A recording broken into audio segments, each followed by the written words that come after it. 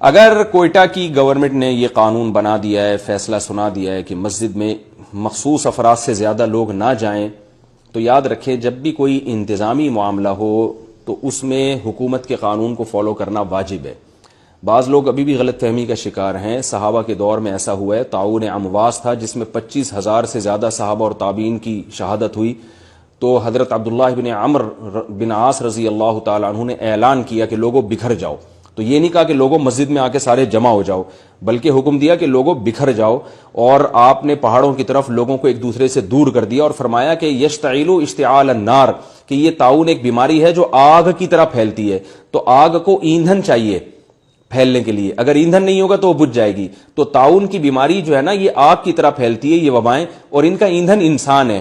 اگر ایک آدمی کے قریب دوسرا انسان ہوگا تو یہاں سے وہاں بیماری ٹرانسفر ہو جائے گی، نہیں ہوگا تو ٹرانسفر نہیں ہوگی اور وہ آہستہ آہستہ ختم ہو جائے گی۔ یہ یعنی کامن سینس کی ایک بات ہے جو پبلک کی سمجھ میں نہیں آ رہی ہے۔ تو اس کی مثال ہے جیسے ایک لکڑی جل رہی ہے، تو اس کے قریب کوئی دوسری لکڑی نہ لے کر جائیں تو یہ لکڑی جل جل کے یا تو خود ہی بجھ جائے گی یا مر جائے گی، ختم ہو جائے گی۔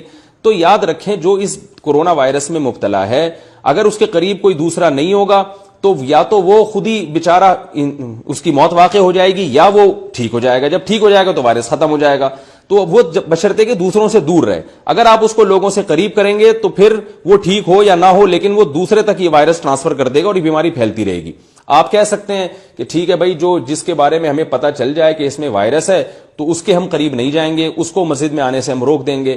بات یہ ہے کہ یہ پتہ نہیں چلتا کہ وائرس ہے، کوئی مشین اب تک ایجاد نہیں ہوئی ہے ایسی۔ یہ جو آج کل مشینیں ہیں جن سے ٹیسٹ کر رہے ہیں، اس کا رزلٹ بھی 100% نہیں ہے، بہت سے پیشنٹ کو ٹریس نہیں کر پاتی۔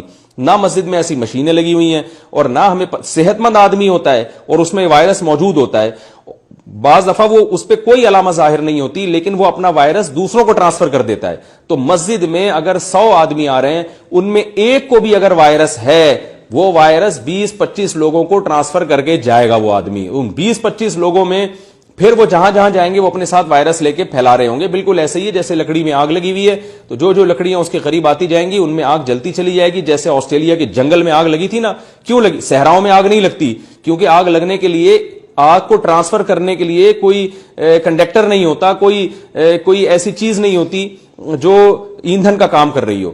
تو یہ وبا بھی جو ہے نا صحابی رسول سے ثابت ہے، عبداللہ بن عمرو بن العاص سے ثابت ہے۔ البدایہ والنہایہ اٹھا کے دیکھیں، جب طاعون میں 25-30 ہزار صحابہ اور تابعین کی موت واقع ہو گئی تو انہوں نے فرمایا کہ یہ تو آگ کی طرح پھیل رہی ہے، تو اس کا ایندھن انسان ہے، اس لیے انسان کو انسان سے دور کر دیں گے تو یہ پھیلنے سے رک جائے گی۔ اب چاہے وہ مسجد میں انسان سے ٹچ ہو، یا مسجد میں انسان کے ساتھ کھڑا ہو، یا وہ کسی میدان میں کھڑا ہو، ہر جگہ پھیلے گا۔ اللہ نے کوئی گارنٹی نہیں لی ہے کہ مسجد میں اکٹھے ہوگے تو نہیں پھیلاؤں گا اور فلاں جگہ اکٹھے ہو جاؤ گے تو پھیلاؤں گا، ایسا کچھ بھی نہیں ہے۔ تو اس لیے ہمیں اس موقع پر اللہ کی طرف رجوع کرنے کا حکم ہے، وہ رجوع گھر بیٹھ کے بھی ہو سکتا ہے۔ تو اس لیے گورنمنٹ نے ایک قانون اگر پاس کیا ہے تو اس قانون میں ہماری حکمت ہے۔ میں اللہ کی قسم یہ حکومت کی ترغیب پر آپ کو نہیں کہہ رہا کہ مجمع اکٹھا نہ کریں، میں ڈاکٹروں کے کہنے پر کہہ رہا ہوں۔ حکومت سے ہمارا اس سلسلے میں کوئی رابطہ نہیں ہے، میرا تو نہیں ہے، عوام کا، مجھے عام دوسرے علماء کا مجھے نہیں پتا، میرا بہرحال رابطہ نہیں ہے۔